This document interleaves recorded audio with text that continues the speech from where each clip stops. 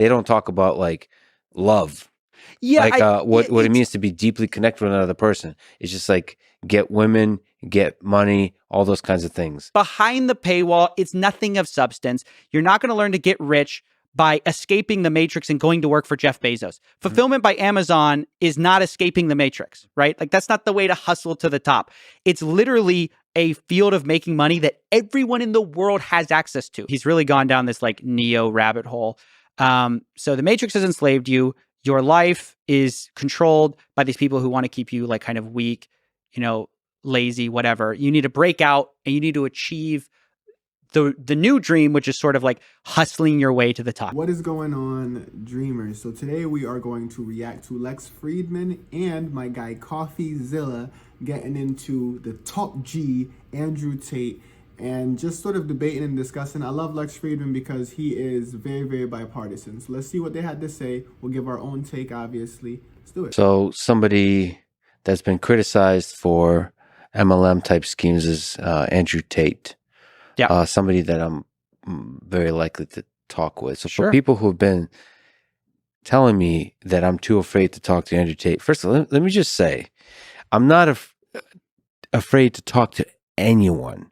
It's just that certain people require preparation, and you have to like allocate your life in such a way that you want to prepare properly for them. Sure. And so you have to kind of think who you want to prepare for, because I have other folks that have more power than this particular figure that I'm preparing for. So you have to make sure you allocate your time wisely. But I do think he's a very influential person that raises questions of what it means to be a man in the 21st century. And that's a very important and interesting question, because young people look up to philosophers, to influencers about what it means to be a man. They look up to Jordan Peterson. They look up to Andrew Tate. They looked up to others, to other figures. I think it's important to talk about that, to think, what does it mean to be a good man in the society? Of course, in the other gender, there's the same question. What does it mean to be a good woman? I think, obviously, the bigger question is, what does it mean to be a good person? But Fridman podcast. I swear to God. Did now interrupt. Okay. So on that said, one aspect of the criticism that Andrew's received is not just on the misogyny, is on the MLM aspect of the multi-level marketing schemes they did. So is there some truth to that? Is there some fraudulent aspect to that? So yeah, I definitely think so. I mean, that's the main reason I criticized him. So let's back up. There's a few clarifications I need to make. What Andrew Tate is selling is not multi-level marketing, although he is selling the dream. He's selling an affiliate marketing thing, which is slightly different. So in multi-level marketing, if I sell to you and then you go sell to two other people, I make money from those two other people down the chain, multi-level. Affiliate marketing is sort of like one level. I only make money. So Andrew Tate had this affiliate program where if you sold Hustlers University to somebody else, which sounds like something boomers would put on Facebook in like 2010, like I went to Hustlers University, School of Hard Knocks. By the way, you were a member of Hustlers University. So yeah, I joined. I became a hustler. That's in large part due to why I'm so successful, is because of my Hustler University membership. I'm just kidding. But so it's an affiliate program. So you'd sell, like I sell to you this $50 course and I make like $5, and Andrew Tate in perpetuity makes $50 a month off of you. Okay. What does this course actually sell, right? Because ultimately he's selling the dream. So obviously they're discussing Hustlers University. That is Andrew Tate's premium prescription that you can pay $50 a month to join. And I believe it is now being changed over to the real world. And the real world is phase 2 of his plan, where everything is controlled by Andrew Tate. So he controls the bank accounts that you put into the account. He controls all of the courses, and he controls literally the entire dichotomy of the program. Now, what you're being promised from the real world is that you're going to be freed completely from the matrix, because now when you set up your account, you set up your payment methods, and you set up these different things, none of it can be influenced by other companies, other banks, other matrix entities trying to shut you down. So that is what Hustlers University turned over to the real world is. He's selling, hey, the matrix has enslaved you. He's really gone down this like neo rabbit hole.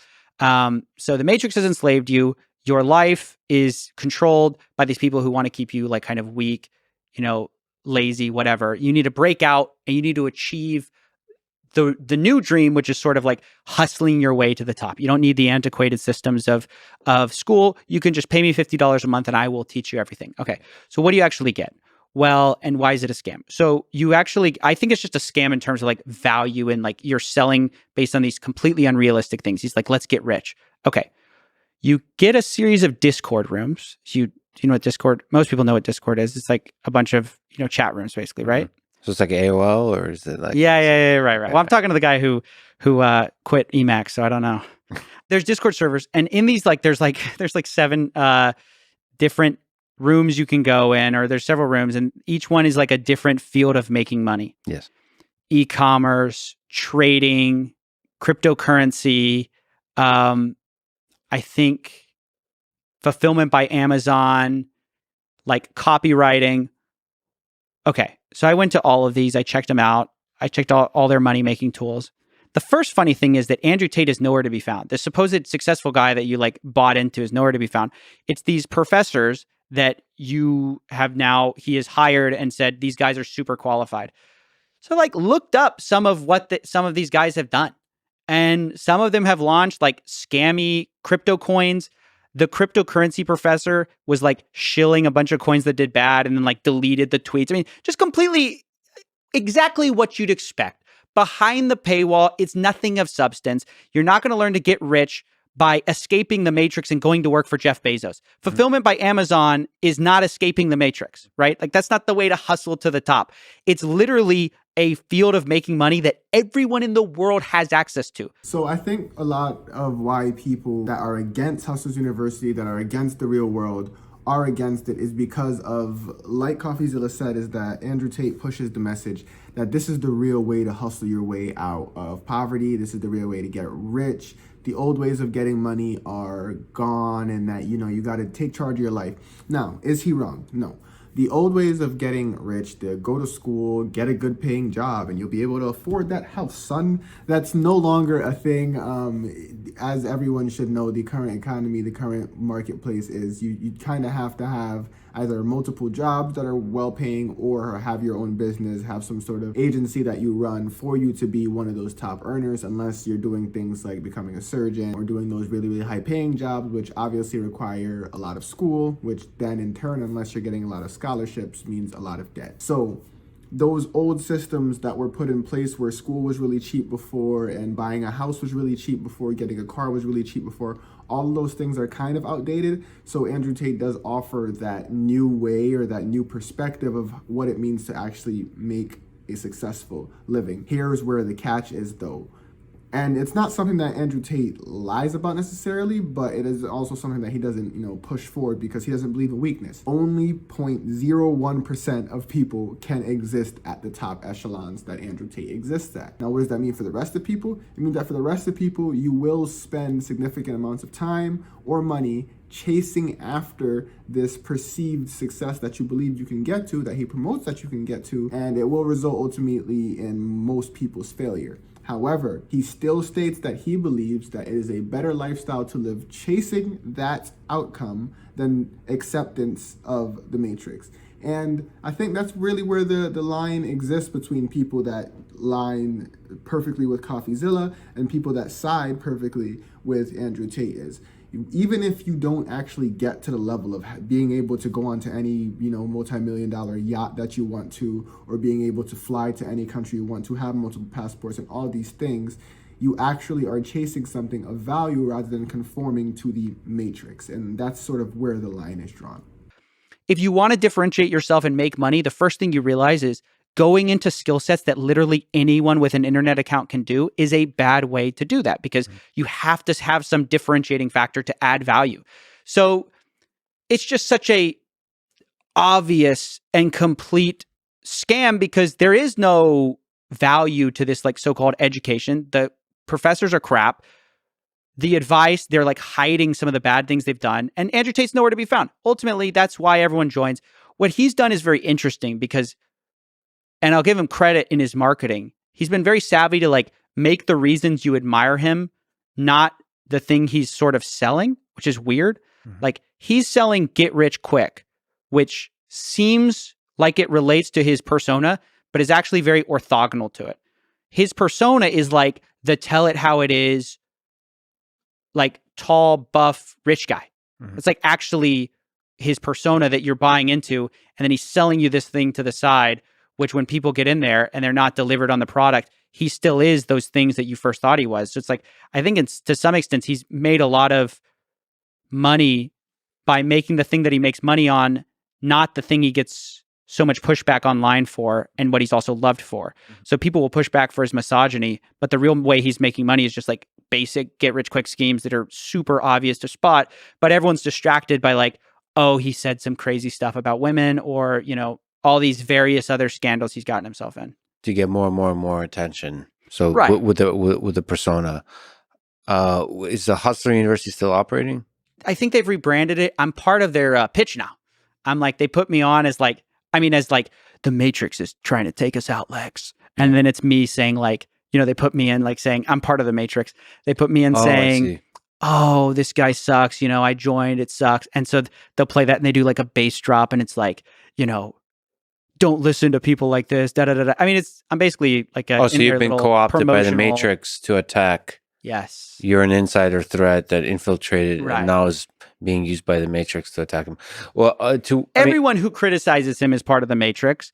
He won't say who the Matrix is. It's just the shadowy cabal of rich, powerful people. It's just like the easy narrative for people who are disaffected and who feel cheated by the system. You just collectivize that system and you make it the bad guy and you go, look, those guys who have been cheating you, they're the bad guys. They want me shut up. And then now the person that the people who harmed you, they want this guy shut up. You're going to listen to him. Now, here's where I do have a little bit of pushback, I guess, for Coffeezilla here. And it's because, yes, obviously he throws around that term, the Matrix, a lot. But when he says it's, you know, it's just the shadowy cabal, it's just these like mysterious figures, that exists. Now, we need to acknowledge this. This is something that we've been ignoring for far too long. And this is something that people really don't take a deep dive into. Why is it that people, once they have power and influence, all of a sudden are being collectively silenced? There are certain parameters they know and that they vocalize that they cannot talk about. They cannot operate in certain spheres. If you speak a certain way, if you act a certain way, it has to be analyzed that there isn't much freedom once you gain the level of success, notoriety, and fame that Andrew Tate, that other figures like Kanye West, Kyrie Irving have experienced. And yes, some of the things they say are very polarizing. We understand this. Of course we do. However, if there is true freedom of speech in the spheres that they operated in, why is it that, like people on Twitter that can just sort of get away with whatever they want, other than, you know, going and just straight up saying like the N-word, or straight up saying, you know, I'm going to assassinate the president, or, you know, whatever it is, like straight up saying crazy stuff like that? Why is it that they're getting completely wiped off of all of the forms of communication, all of the forms of being allowed in society? And it's done not only collectively, but at the same time. Like, that is not normal. It isn't normal for the average everyday person. So why is it that once you have all this money and fame that it is now the case? And another thing that I will say is that Andrew Tate, like he said, is not what he sells completely. He sells a course that is going to teach you how to get money in a relatively quick way if you follow his instructions. However, Andrew Tate wasn't a man that just sat around and followed instructions. He wasn't someone that just sat around and waited for some other big figure to tell him what he needed to do. He was a man that was constantly getting after whatever he needed to get after to get to the top, to get to the position he's in.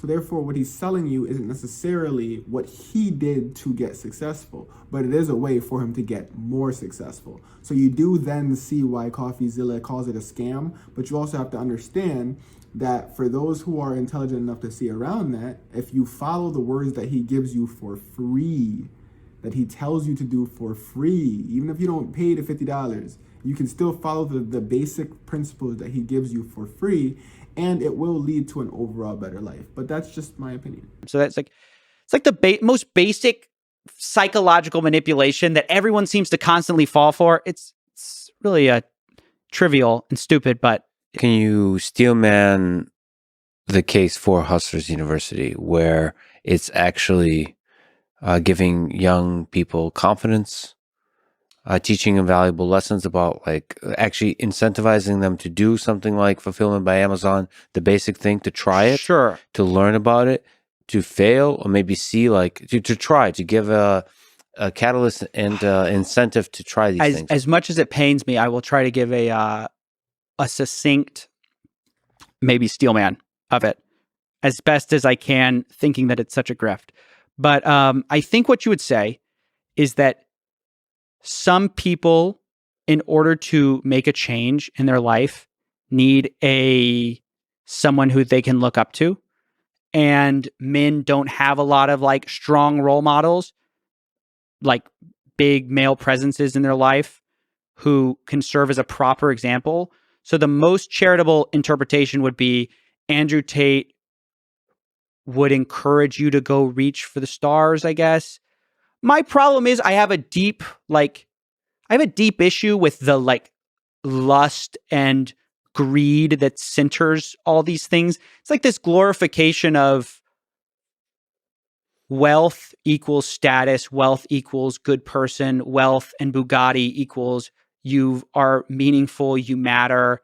And like the dark underlying thing is that none of that matters. Like it matters that you make a decent living, but past just like that, I think the like lust for more stuff and the idolization of these people that is just like opulence is a net bad.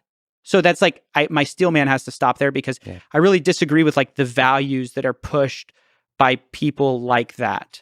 Yeah, no, I agree. That's the thing that should be criticized. I shouldn't say it doesn't matter. I think it's just like an amazing meal at a great restaurant. It matters. It's money and Bugattis for many people make life beautiful. Like those are all components. But I think money isn't you can also enjoy a beautiful life on a hike in nature. You can there's a lot of ways to enjoy life, and one of the deepest that's been tested through time is the intimacy, close connection, friendship with other people or with a loved one. They don't talk about like love, what it means to be deeply connected with another person. It's just like get women, get money, all those kinds of things. Now, I will chime in here and say that I completely disagree with this point, and I think I'm going to end it right around here so that you guys can go and enjoy the rest of this beautiful podcast between Lex Fridman and Coffeezilla. It's about 3 hours long. Over on Lex Fridman's channel, Andrew Tate does talk about love, and he does talk about enjoying the other aspects of life.